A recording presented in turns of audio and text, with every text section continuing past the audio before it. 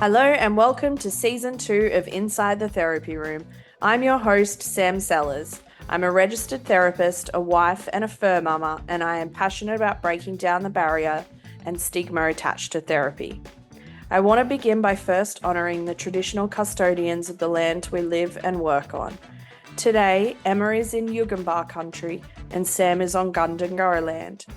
We pay our respects to the elders past, present and emerging, for they hold the memories, the traditions and cultures of our First Nations people.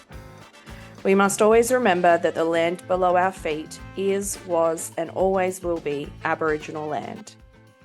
Today we are chatting to Emma Nelson, who is mum, wife and friend first, therapist and helper second. She is the owner of her therapy practice, Zen Zebra Art Therapy, and a little fun fact about Emma is that she is a lover of all things cake and cheese, however not cheesecake. Today's episode is all about the world of art therapy. We hope you enjoy joining us inside the therapy room. Welcome, Emma. How you going? Very well, thank you. Very well. Amazing. Give us a little bit of that accent. Where is that accent from? Well, it is from North Yorkshire. Right. But I sound more English than I do Yorkshire because my mum was very strict against us talking like Ebagum. We're from Yorkshire. So she was like, no, darling, it's the Queen's English. So even though I lived in North Yorkshire most of my life, I sound more generically English. Okay, right. And you are currently in sunny Queensland? Yes. Nice. Very much so happy and have been for 11 years this month. Amazing. We are in polar opposite climates at the moment because I'm obviously down near Canberra and it is, goodness, it still probably feels a little bit like winter down here. But it's part and parcel of the course.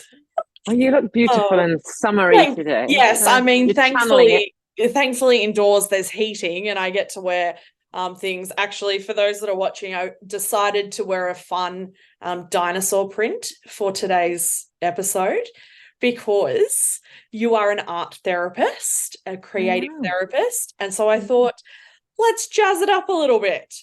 I know, you've really shown me up because I do wear some wacky stuff to work. And here I am in my plain, boring white t-shirt and you're rocking the dinosaurs. I have shirts with drag queens on them. Oh, love it. Birds, cats, and my kids are like, what on earth are you wearing, mother? And then look at me. You're the one. You look like an art therapist today. Like a boring mother. I've even got like multicolored heart earrings as well. I'm obsessed with rainbows. If you walked in my room, it would look like someone threw up a rainbow in there. So you would fit really in that.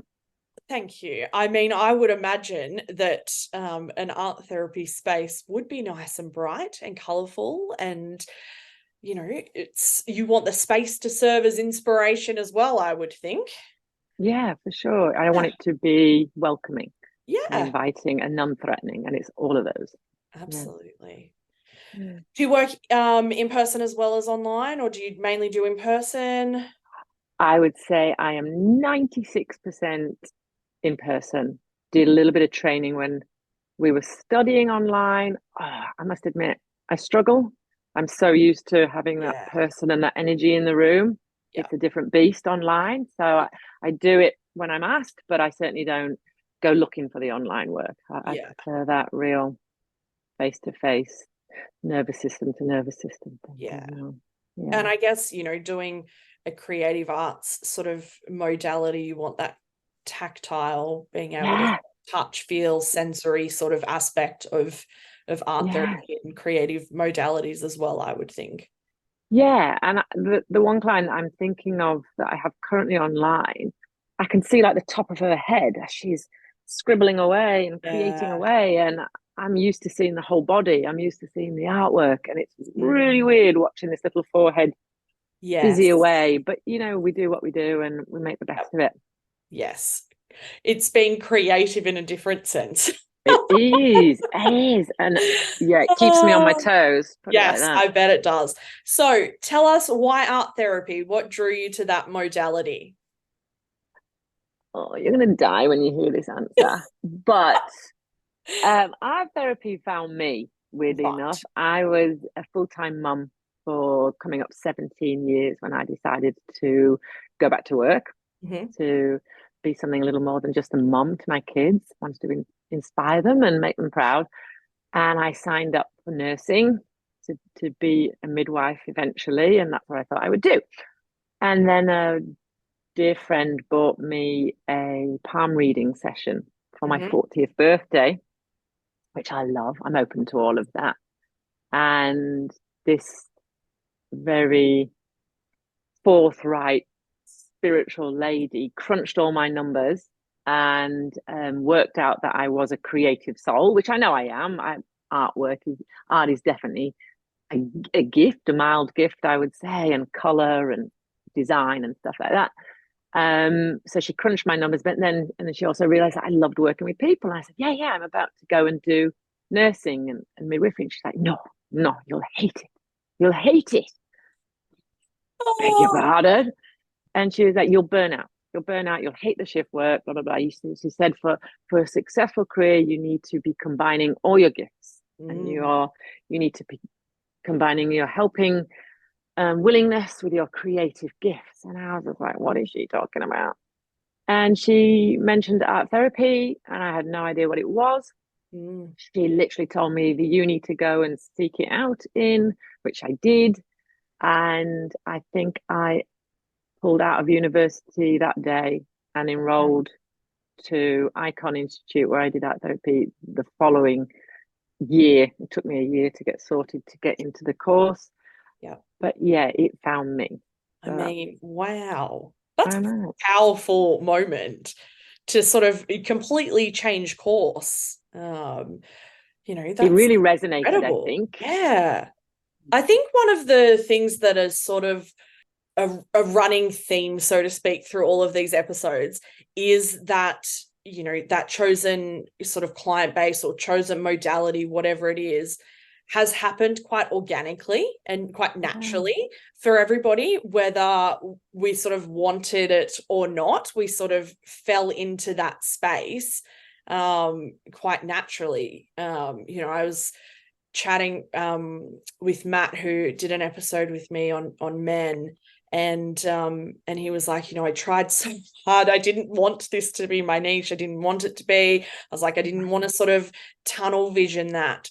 But I think it just happens. I think It when does, it happens naturally and organically, I think that's when you know that you've hit your sweet spot. for But sure. yeah, I so tried tertiary education twice before that, totally different degrees. And yeah. I actually did start before art therapy, and it was just dry and uninspiring. Mm, But in 3 years of art therapy, I think I missed one lecture, and that's because I was yeah, on a plane to the UK. It was, and yeah, I'd still be there if I didn't have assignments to do. I'd still be there every Monday and Friday. yeah. I think Love it. that's when you know that you've hit your stride. That's Yeah, that's the I place. agree. I So agree for sure. so who who do you see who benefits from art therapy? Both people and I guess what they're bringing to sessions as well. Who's fitting into that bubble? Ah, that's a really good question. At the moment, because it's quite early days for me, I haven't set my own niche. I thought Mhm. I did, and I thought I would, and I thought it was just going to be kids. Yep. But and I do see a lot of children, but the conversations and the therapy sessions are very different with children that they are with adults. Mm. And what I learned at uni was much more the adult because we had to practice with our peers. So Yes. these sessions were quite deep and they were full of metaphor and symbol Yeah. and real light bulb moments. Okay. That doesn't really happen with a 5-year-old or a 6-year-old. You're not sitting there dissecting a piece of artwork and they're going, oh, that reminds me of, Mm. when my mother, or that reminds me of that part of my childhood. So I thought it would be children, and I do connect really easily with children, and I love that side of it. But I also love those much more. meaningful conversations of actual therapy with adults. So let's just say my niche is still a work in progress. Yeah. And it might never be, maybe my niche is just therapy, Yeah. creative arts therapy. Yeah. Maybe it's just about Absolutely. therapy. But I don't say no to anybody because I am just incredibly grateful for anyone that knocks on my door that Hmm. wants help. Yeah. And yeah, anyone can benefit from it. That's another thing Mm, is with it being, or it can be, non-verbal. Who would not be able to come into a room and sit and get messy or get mm, creative, get in the flow, do a collage?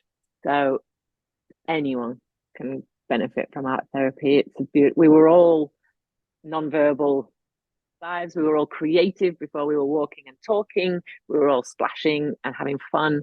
And I think that's the sad thing in life is that the older we get, we let that go. We're all right. We all have two sides of the brain, and our right brain is our creative, emotional side, and we should tap into that more often. And art therapy does that. yeah.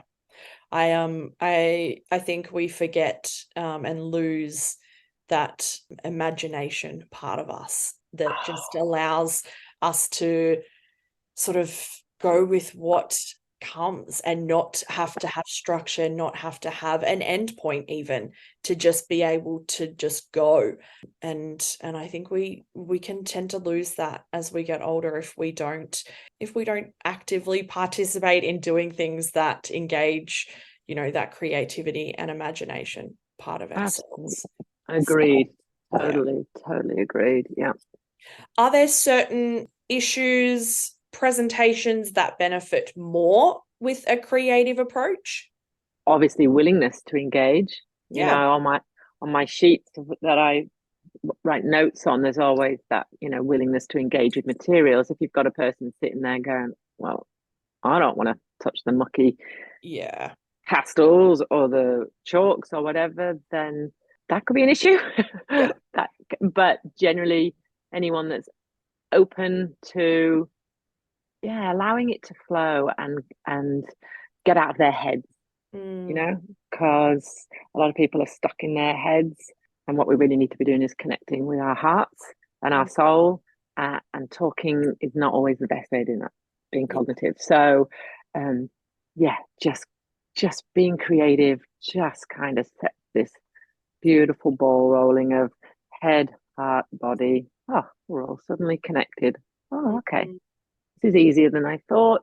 Or you'll get teenagers that are monosyllabic and they come in the room and you're just like, and there's like, I don't know, I don't know, I don't know. yeah.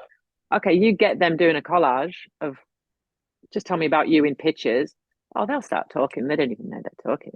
Yeah. Even when they don't want to, it just starts. It's just Mm, beautiful to watch. Oh, happened the other week. I love it. I yeah. love when the resistant ones catch themselves like, oh, I'm sharing stuff. I'm talking. Oh yeah. It's Uh, amazing, isn't it? Mm. yeah. I mean, it's so wonderful when you can sort of see that the light behind the eyes almost of Yeah. going, oh, this is not all doom and gloom. This is not, the worst thing in the world to have to be doing. And I'm assuming that perhaps it's probably lends well to perhaps neurodivergent folk who engage in, sensory things, being able to, clays, paints, all of that sort of thing where, words and language and emotions are perhaps difficult to verbalize. It would help in that sense, in sort of being able to emote without language Yeah. almost. Yeah, absolutely. I see a lot of neurodiverse people, Mm, children in particular, and coming into a safe place with very few expectations, mm, very few boundaries, their whole self welcome, very little directive. Yeah, that is healing and helping. They don't do a lot in those times, they just an hour to be their absolute raw selves, yeah. accepted and loved and held.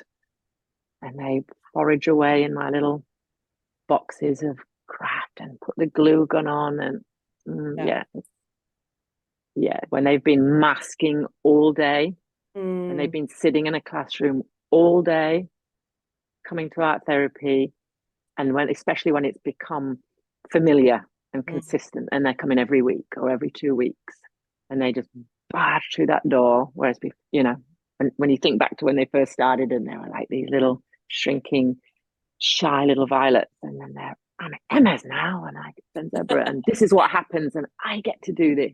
yeah. I get to call the shots, and I get to make the decisions, and I get to do whatever I want. Don't you It's love it when your clients are excited to come to therapy? Isn't it yeah, like, you sort of think nobody is going to ever feel excited to go to therapy. But I think if you're doing therapy right and in a way that is authentic to you, then it's not going to be something that, oh gosh, I have to go to that, this afternoon. no, I've got that appointment coming up. It's something that you genuinely can look forward to because it shouldn't feel like, it's a drag or an effort all of the time, particularly for kids. I love, I don't work with kids all that much now, but they brighten your day because they just come mm, in with their beaming smile and they're so excited to see you because you are going to pay full attention to them.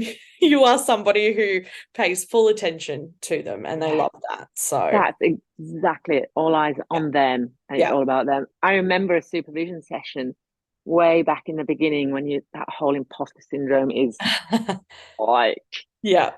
the worst. And I remember my supervisor saying to me, Emma, even if at the very least you make therapy a positive experience so that if when they need it again as an adult, they think Yeah. back to Zen Zebra and they were like, well, that was cool. I kind of enjoyed that.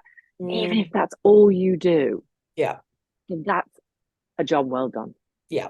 So, and that helped me so much because you Yeah. put all this pressure on yourself with the theories and the expectations of the parents and the NDIS goals, blah, blah. And I just sat back and I thought, Mm, okay, let's just enjoy. yeah. If that's the least I do, Yeah. is give them a space that they enjoy. Absolutely. I And love it that. yeah, it's beautiful. It Yeah. works and it helped me a lot. Yeah.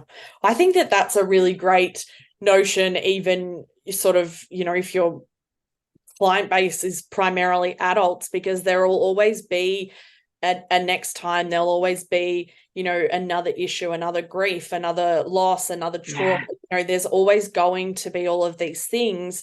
So if you can create a positive and a helpful experience in that Yeah. moment, then at least it's the precursor to the next time. Yeah. And because it might not even be that they go to a different therapist because they leave you. It might be you finish up. It might be whatever it is. You might be you go on holidays or, and they're at least in a stance of this was not an awful experience. Mm. So I think that's a great tip, I think, particularly for those who are starting out in any field of therapy, is just make them feel valued, make them feel important, and you know, Seen. there's Mm. there's your positive experience at least. Yep. So I love that. So somebody was thinking about art therapy. Mm-hmm. What are they going to expect in the room? When I talk to everybody about what is it like in the room, what are they going to see? Well, first of all, they're going to see a lot of color, Yep. a lot of rainbows, a lot of zebras, um, like 5 rainbow colored chairs. But it's a pretty similar format to a talk therapist. So there's a check-in at the beginning. Mm-hmm. That always looks a little bit different, but it involves a color or a shape or a Mr. Potato Head or a one word if I can see that they're not going to engage, or it's painting an emoji, whatever it is. It's a how are you in this moment? Right now, let me just gauge how you are. Yeah. And then there's what's up top for you today. Again, this is for an adult and not a child. A child isn't going to go, oh, I would like to explore my, you know, depressive episode or something like that. Yeah. But for an adult, it would look like a check-in. So what do you want to explore today? Mm. They'll choose something and I'll be okay, let's take a couple of breaths. Let's just really settle into the space. Let's connect with our breath. And then I would like you just to look at the art materials on the table. There's always a huge selection of all the different things. And as I say, just pick up what calls you and start making some lines, some shapes, some colors. Just engage with the art materials while you think about that intention, what you wanted to explore, and we'll take it from there. Okay, so that happens fast forward, and then maybe half an hour later when they've finished creating, there's been talking sometimes, of course, sometimes there's not.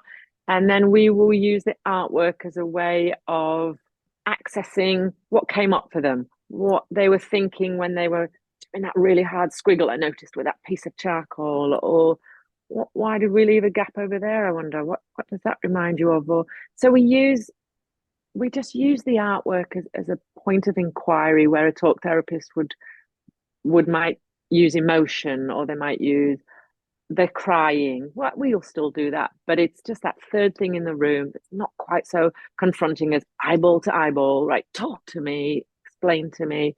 It's we'll use the artwork as yep, something to explore. And then, okay, does that make you think of anything? And I'll be like, oh, okay, yeah, all right, that blah blah blah blah. We'll have the little conclusion at the end with any insights or any ideas that came to, or any new thoughts that came to them. And then at the end, if they're regulated and I'm happy for them to go off on their merry way, we just do a little checkout. Same. So I just gauge how they are at that moment. Are they a different color? Are they a different emoji? Are they a different mood? So a checkout, and then yeah, that's it. It sounds But like the artwork is almost used a little bit like a map. You guide it around the different aspects of the artwork, and you just look at it as if it was a map, a physical map that you're sort of walking through almost. it could be, yeah. It's that to me, what I just described to you is a cookie cutter art therapy session. Okay, Yeah. that's what I learned. Yeah. I'd say percent of art therapy sessions actually work out like that, because I work very intuitively. I don't plan my sessions so right, well, today we'll do this, because I'm not a directive therapist either. Yeah. Very client centered, very client led. So that's not what they always look like. They will potentially go off on a tangent. So where they started talking about what they thought they want to talk about, we'll go off and we'll talk for 5 minutes about that. I'll bring them back to the artwork. Okay, what are you in that artwork right now? And so yeah, that is what I described as a perfect textbook art therapy session, but they very rarely look like that, because it's very in the moment, and it's Yeah. very, yeah, intuitive is my word, because if I feel that we need to go somewhere else, or guide the conversation or ask something else, or I I do it in the moment. So I go with my gut feeling. I go with what I feel. Oh, I think actually we might explore that today, or I might ask them a question on that, or I might get them to look at that. And it might not be the art therapy. It might be an emotion that they described, or it might be a big sigh when they're saying everything's all right. I'm just like, hey, can we just do that again? Are you sure you're okay? You tell me your face is saying I'm okay, but really your body language is telling me different. Yeah. Can you just, what was that about? So yeah, even though I would love my sessions to look like check in, intention, check out, they don't. It's Yeah. go with the flow. And as long as the client is regulated at the end Yeah. and, safe to leave, then every session just goes where it goes. Yeah. I tend to sort of work in an intuition led way as well. Yeah. So I can resonate with that. I don't think anything is ever the way that the textbooks describe, to be honest. I don't think I've not had any session with a client that looks like something that we were taught from a book, because humans are unique and individual and complex, and Yeah. and simple at the same time.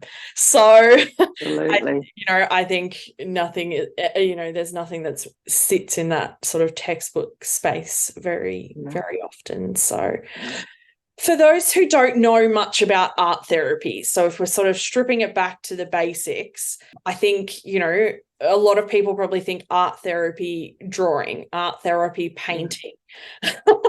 And I can tell by your reaction that, it is not just painting and drawing. And so you sort of mentioned that there's a lot of different mediums and materials and things like that.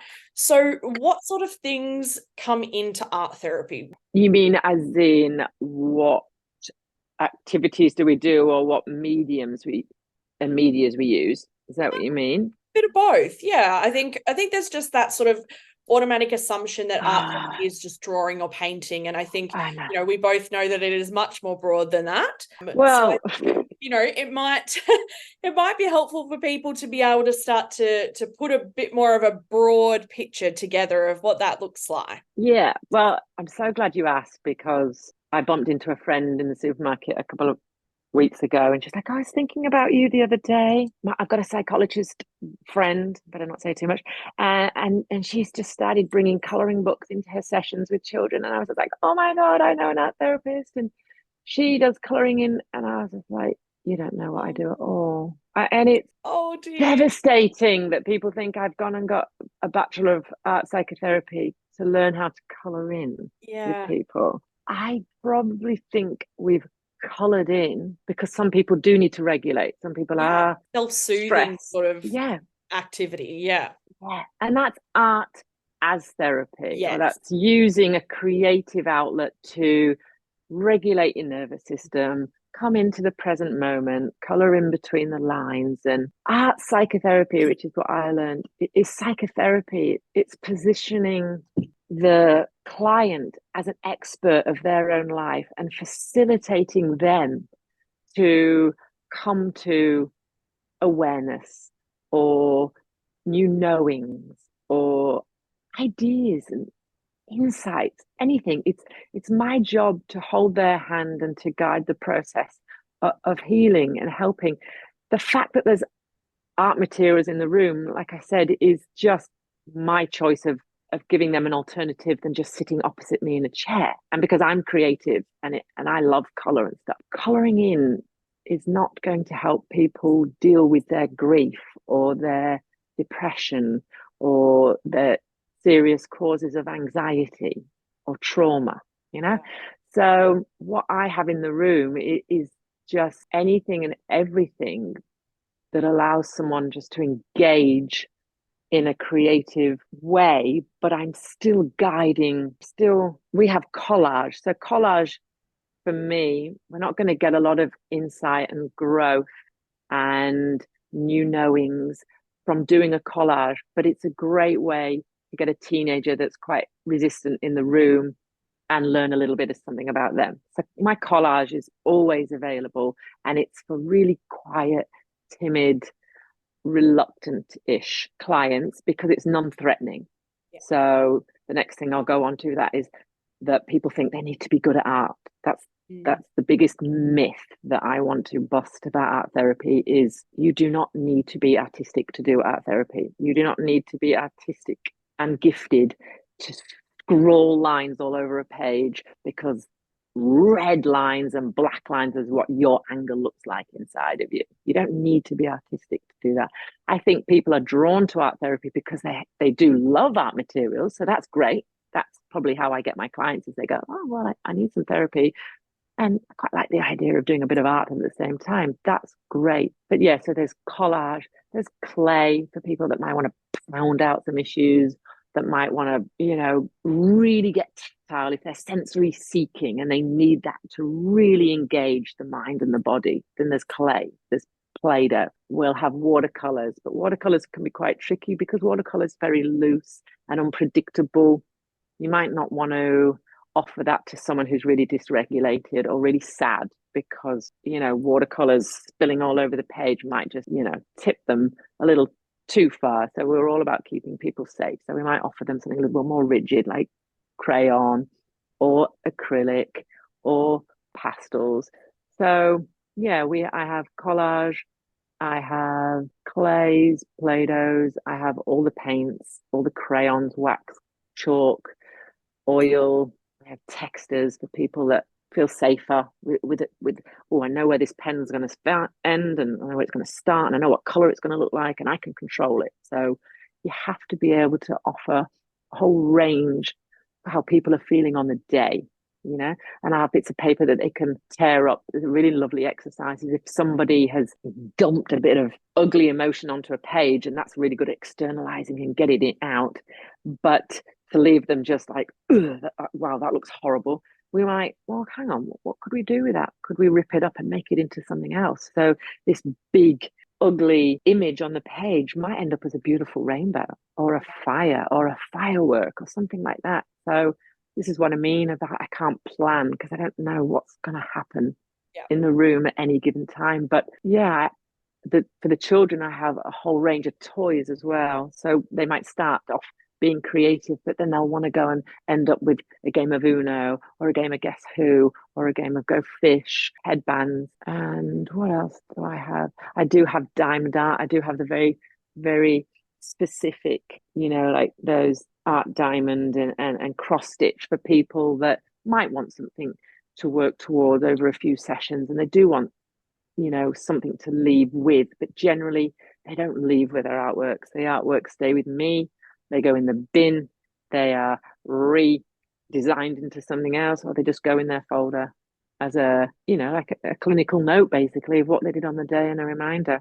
Yeah. I love that. I love the free flowing nature of it. I think it is something that is not necessarily readily accessible or available with traditional talk therapy. I think, there is still sort of, if we think about following our thoughts or emotions or things like that through a talk medium, there is still some sort of linear nature to it often, whereas I love the lack of linear that comes with a creative medium. And I think that people aren't necessarily going to get that from a traditional talk therapy. Well, I'll just say that sometimes if you want to get really fancy, or if it feels like it needs to go somewhere else, you can get multimodal. So you might end up with an image and it might not seem finished, but they might want to put some words to it. You might end up doing a poem.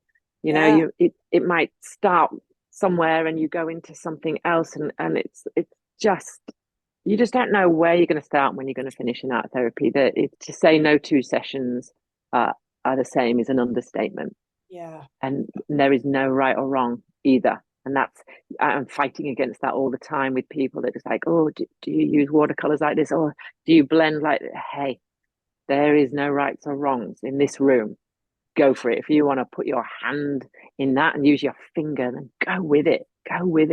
Follow that impulse. I would think that, there's people out there who go, I'm not going to therapy because talking about it is too painful. Talking about it is too hard. I don't want to sit there and rehash, my abuse, my trauma, the grief, the loss, whatever it is, insert pain here. It's too hard. It's too hard. It's too painful. And so I would think that this would be, the perfect space almost to ease somebody into a psychotherapy space where they don't need to talk at all if they don't want to start with. They don't need to say a single word, yet they can still walk away having had a positive experience, and it could still be incredibly powerful and healing in a way that would be unexpected almost.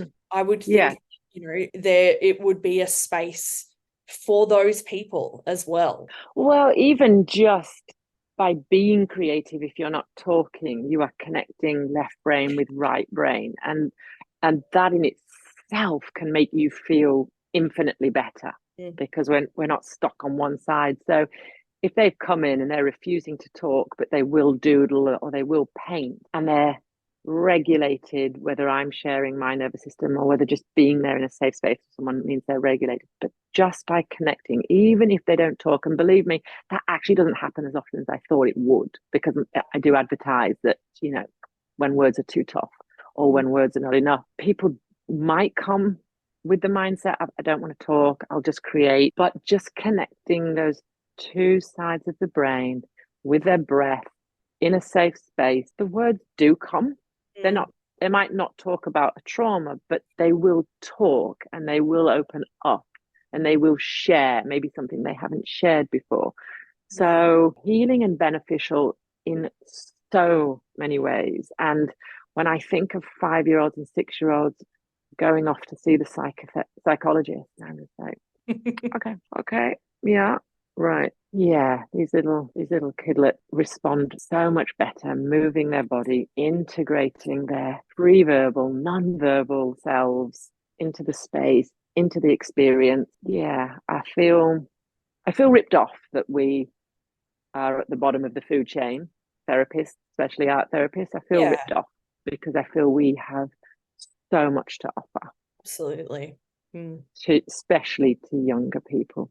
Especially to people that language doesn't come easy, or they don't want to sit and talk after they've been at school, or they just don't want to sit full stop. Who wants to go and sit at 5 or 6 years old to an adult they barely know about stuff they probably actually don't know what they're talking about either?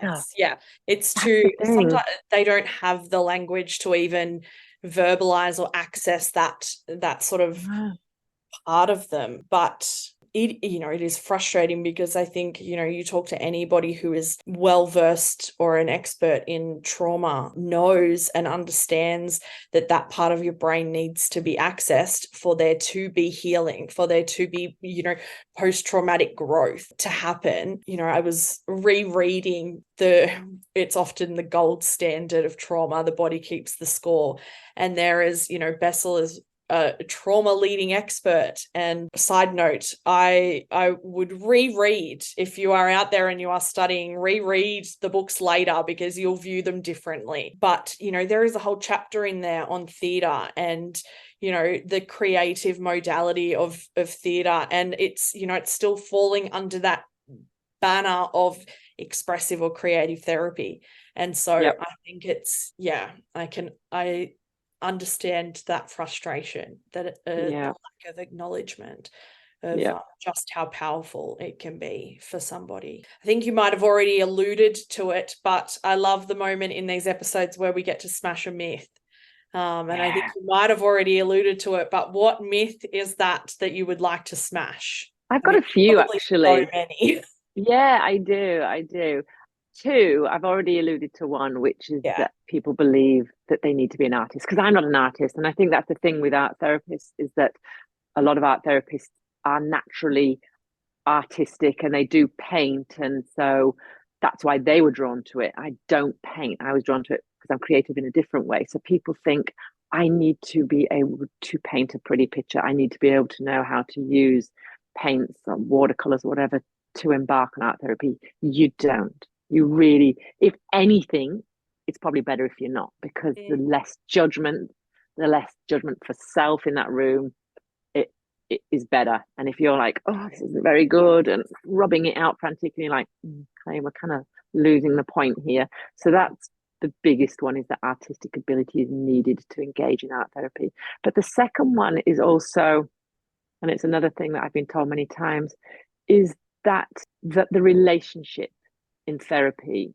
is the catalyst of healing and change. It is not the theories we've learned. It's not the theories we use. And I didn't need to go to uni to build connections, because that's the one thing I will appreciate in myself, is my ability to connect.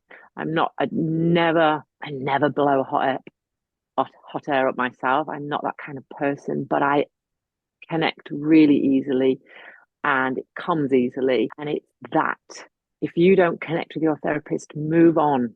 There is no harm and no offense given. It's a little bit like dating. Keep going until you find the right therapist. It's not one therapist fits all. I am not going to be everyone's cup of tea, and neither is the next person. The relationship is where the healing happens, not what you're doing in the room or how you're doing it. It is heart to heart work, and that is the biggest gift to myself, because it took a lot of pressure off myself about theory this and that, theory that, and we didn't know. No, it's heart to heart. And if you connect with someone, then your work is done. Yeah, absolutely. I completely agree. It is Mm. the single most way that I work with people is, and I will say to them, I am not everybody's therapist. I don't want to be everybody's No. therapist. And if I am not your therapist, then tell me and I will help you find somebody who is more likely to be, because it's not a personal complaint against No. me. It is just our magnets do not align, and that it's as simple as that. But it is, one of another running theme that is coming up in these episodes is and it tends to be the way that I run my practice, which is to be seen is to be understood. And when we feel understood, we grow and we have more capacity for change and progression. And the single thing that you should be getting from your therapy sessions is you should feel seen. You should feel heard. You should And feel felt. valued. Yeah. And felt. Yeah. Absolutely. Yeah. Absolutely. So I love that. I completely resonate with that. I think it is undervalued, I think, in Yeah. terms of, yes, the theory is important. Yes, I work very much from a lived experience point of view. My niche has been my life. So it is that lived experience, it creates that connection. I never want my clients to feel like they need to educate me. That's not their job. Now, I have to finish because I didn't ask you pre-recording this, and I'm curious to know, where did the zebras come from? Mm. It's I'm thinking, your room is so full of color and you've picked a black and white animal. Have you seen my logo though? Oh, I have. It's It's very bright, rainbow. very beautiful and colorful. Oh, okay. Zebra, threefold. Came Mm-hmm. threefold. The last gift my mom gave me before she died was a zebra from South Africa. Beautiful. Very small, beautiful ceramic little zebra. He's very special to me. Mm. When I was studying, I was in Woolies one weekend with my husband, and there was a Hallmark card, and it's two zebras, and one's coloured in. I've got it on my wall actually. And this non-coloured in zebra is looking at this other coloured in zebra like, you're crazy. What are you doing? He's like, it's supposed to relieve stress. And I remember at the time I put it on the uni group chat. I was like, made it onto Hallmark, Oh, that art is so therapy good. is on a Hallmark card. So I went and I printed it out off of Works and I gave every single student in my cohort a copy because I was just like, that is just, come on, Yeah. Hallmark. I mean, I know it's that whole colouring in thing, but still, Yeah. I still. mean, the concept behind it. Yeah. Yeah. And the third thing was my mum had a business back in the day and it was a tile shop and her logo was a giraffe because of the tiles on the giraffe's neck looks a little bit like Yeah. crazy paving tiles. I don't know. I guess I'm pretty standout. I'm not a blender in her. And I just thought I don't want a generic logo. I guess I want a quirky something. And I love alliteration. And so when I had the zebra, I was laying in bed one night and I was like, what am I going to call it? If my flipping logo is a zebra. And it just came to me one night and I was like, Zen Zebra. And I'm like, there you go. The final piece of the puzzle. Yeah. I love that. Everyone I loves mean, it. I think it's great. When I saw it, I was like, it's the cutest thing ever. And it's Thank you. memorable. And that's what you want. I mean, from a side note of, the marketing side that gets drilled into us when we're sort of doing a business, it's memorable and that's what you Yeah. want. Yeah. But it's also, inviting. I think there's just something inviting about animals in general. Uh, Yes. so it draws people in, but I think it's Yeah. adorable. Thank you. I Thank you love it. so much. Thank Oh, you. well, this has been wonderful. I've enjoyed this so much. And I mean, my hope, if anything, is that it gets more people into the doors of, a local art therapist Mm, because, and just to give it a go and just see what happens. Because yeah. I think if you sort of go in with that mentality of let's just see what happens, that's when revelations and pleasant surprises and unexpected things pop up. So, yeah. Sure.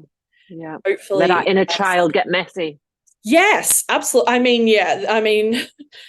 Even as an adult, I sort of go, let's just try and, you pull out that inner child part of you that wants so badly to break out and be imaginative and spontaneous and creative. The only thing that came to my mind then was let that freak flag fly. Let that part of you Whatever. come out and 100%. see what happens, We're and far too be a little. sensible. Yeah, absolutely. Let the inner dinosaur or the inner zebra come out and see what happens. Because I think, it's got, I love artistic mediums in therapy because I think it's just got such great potential for powerful moments that talk therapy doesn't allow. So I love that. So hopefully I'm hoping that it has inspired even just one person to walk through their local art therapist store and go, let's see what happens. Yeah. So let's start with one. Yeah, absolutely. Thank you so much. It has been lovely. You're so welcome. Thank you. Thank you for listening to me ramble on. Oh, anytime. And for anybody listening out there, all of Emma's details will be in the description. And you are on Instagram, yes? I am. Yeah. Amazing. Zen Zebra Art Therapy. Thank you. Perfect. Head on over there and check her out. Thanks, Emma. Thank you so much. We hope you enjoyed joining us inside the therapy room. Thanks for listening.